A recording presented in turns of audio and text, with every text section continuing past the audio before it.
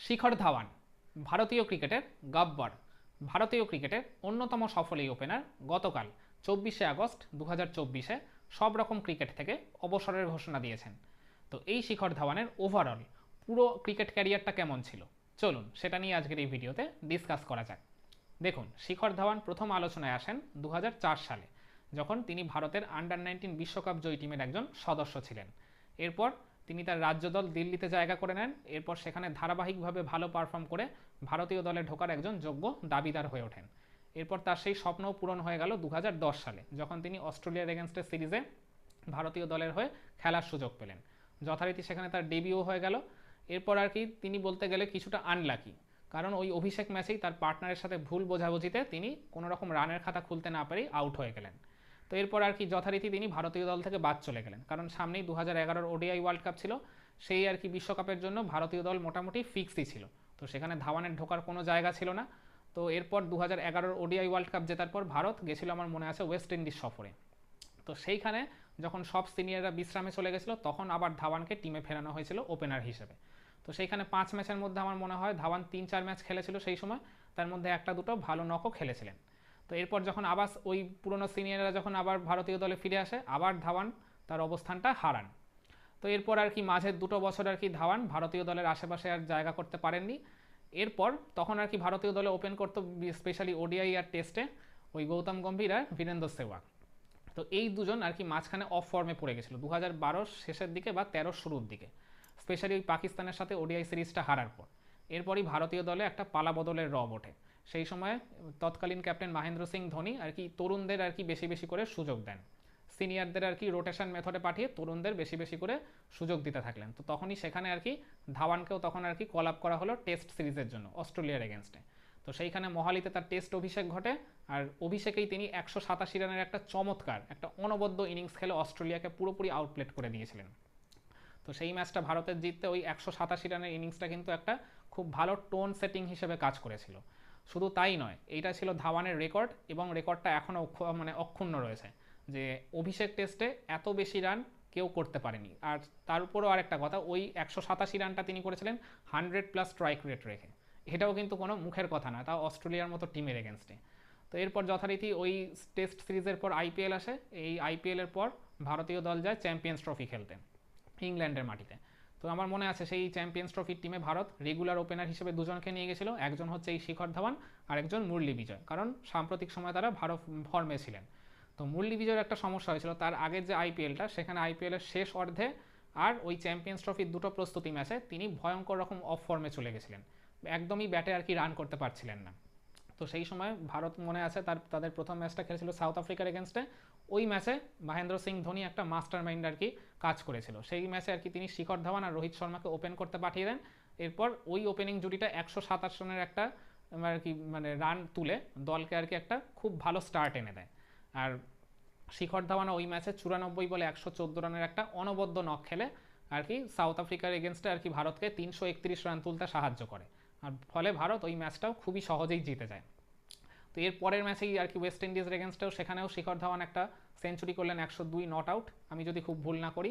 তো back to back century করার পর ওই আর কি মানে পুরো টুর্নামেন্টটা চ্যাম্পিয়ন্স ট্রফিটা শিখর ধাওয়ানের একেবারে পুরোপুরি কেটেছিল স্বপ্নের মতো। ওই 5 ম্যাচ মিলিয়ে তিনি টোটাল রান করেছিলেন 363, মানে এত ভালো আর কি তার গড় ছিল 90+। মানে এইরকম পারফরমেন্সের পর প্লেয়ার অফ দ্য টুর্নামেন্টের শিরোপাটা তার মাথাতেই উঠবে, এটাই তো স্বাভাবিক। সেটাই হয়েছিল। সাথে তিনি টুর্নামেন্টের সর্বোচ্চ রান সংগ্রাহক হওয়ার জন্য গোল্ডেন ব্যাটটাও নিজের দখলে নিয়ে নিলেন। শুধু তাই নয়, তার এই পারফরমেন্সটার জেরেই কিন্তু ভারতীয় দল ওইবারের আর কি চ্যাম্পিয়ন্স ট্রফির শিরোপাটা জিততে আর কি সক্ষম হয়েছিল। তো এরপরে আর কি তার মেজর টুর্নামেন্ট ছিল 2014 টি-20 বিশ্বকাপ, সেখানে আর কি তিনি খুব একটা ভালো পারফর্ম করেননি, গড়পড়তে একটা পারফর্ম করেছিলেন। এরপর 2015 ওডিআই ওয়ার্ল্ড কাপে শিখর ধাওয়ান আবার সেই পুরনো ছন্দে ফিরে এলেন। সেখানেও পাকিস্তানের এগেনস্টে 73 রানের একটা ভাইটাল নক খেলেছিলেন। তার পরের ম্যাচে সাউথ আফ্রিকার এগেনস্টে, যেখানে আর কি ইন্ডিয়া একদম নেমেই ছিল আন্ডারডগ হিসেবে, কারণ ওই মেলবোর্নের ওই স্পঞ্জি বাউন্সি উইকেটে আর কি যেখানে সাউথ আফ্রিকার 4 জন premium fast bowler Dale Steyn, Morne Morkel, Vernon Philander, Wayne Parnell, এইরকম পেস বোলারদের এগেনস্টে ধরেই নেওয়া হচ্ছিল যে ভারত কোনোভাবেই পাত্তা পাবে না। তো সেইখানে শিখর ধাওয়ান ওপেন করতে নেবে, নতুন বলটা তো শুধু সামলানেনি, এদের এগেনস্টে আর কি 137 রানের একটা দুর্দান্ত ইনিংস খেলেছিলেন, সাথে অজিঙ্ক্য রাহানের সাথে একটা বেশ ভালো একটা পার্টনারশিপ গড়ে ভারতীয় দলকে 300+ রানের গন্ডি পার করে দিয়েছিলেন। তো ওইটা আর কি, ওই নকের জন্যই আর কি ইন্ডিয়ান টিম সাউথ আফ্রিকাকে পুরোপুরি আউটপ্লেট করে 130 রানে হারিয়ে দিয়েছিল। যেখানে আর কি ম্যাচের আগে ভারতকে কেউ কাউন্টিংয়েই ধরছিল না, সেখানে ইন্ডিয়া 130 রানে বিট করেছিল সাউথ আফ্রিকার মতো টিমকে, সেই সময়কার সাউথ আফ্রিকা, যেটা আর কি খুবই ভয়ঙ্কর টিম ছিল। তো এরপরে আর কি তার ওই ওডিআই ওয়ার্ল্ড কাপেও তিনি আয়ারল্যান্ডের এগেনস্টে আরেকটাও সেঞ্চুরি করেছিলেন আর কি। ওই মানে 2015 ওডিআই ওয়ার্ল্ড কাপটা ইন্ডিয়া জিততে না পারলেও ওই টুর্নামেন্টের ভারতের পক্ষে সর্বোচ্চ রান সংগ্রাহক ছিলেন এই শিখর ধাওয়ানি।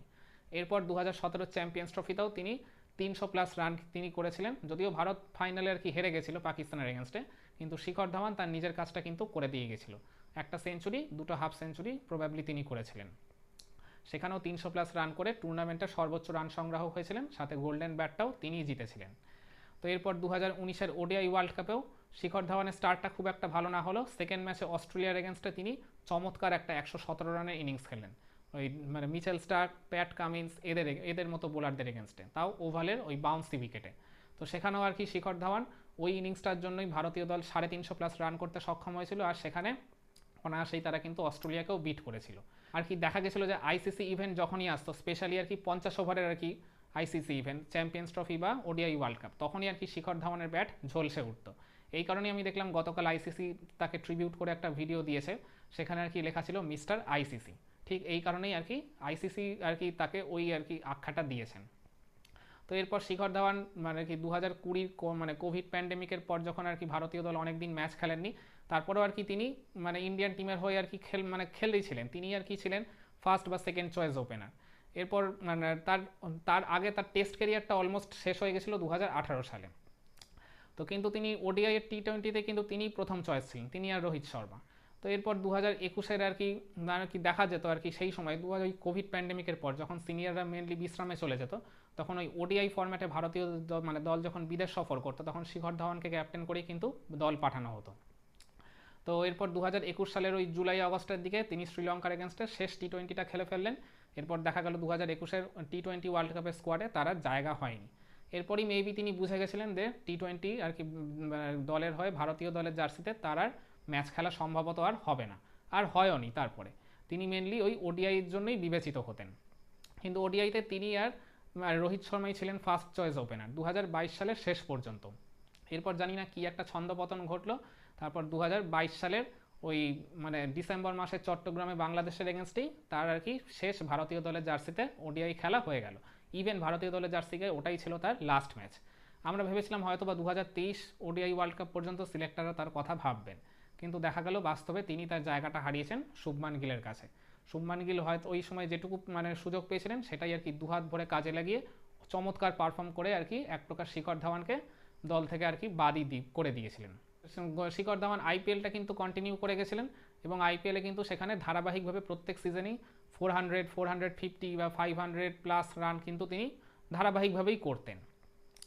তার আর কি আন্তর্জাতিক ক্যারিয়ারটা যে খুব লম্বা এরকমও বলা যাবে না, কারণ 2004-এ তিনি আন্ডার-19 টিমের সদস্য ছিলেন, 2010-এ তার ইন্ডিয়ান টিমের জার্সিতে ডেবিউ হলেও তিনি রেগুলার আর কি খেলেছিলেন 2013-র ওই চ্যাম্পিয়ন্স ট্রফির পর থেকেই স্পেশালি।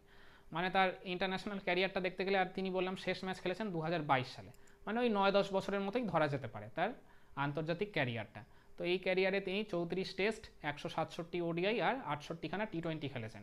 তার আর কি ওডিআইতে সেঞ্চুরি হচ্ছে 17টা, হাফ সেঞ্চুরি 39টা, টেস্টেও তার সেঞ্চুরি আছে 7টা, হাফ সেঞ্চুরি আছে 5টা, আর টি20-তে কোনো সেঞ্চুরি নেই, আর 11খানা হাফ সেঞ্চুরি রয়েছে, আর আইপিএলেও বললাম 2টা সেঞ্চুরি রয়েছে, প্লাস 6000-এর উপর রানও তার রয়েছে।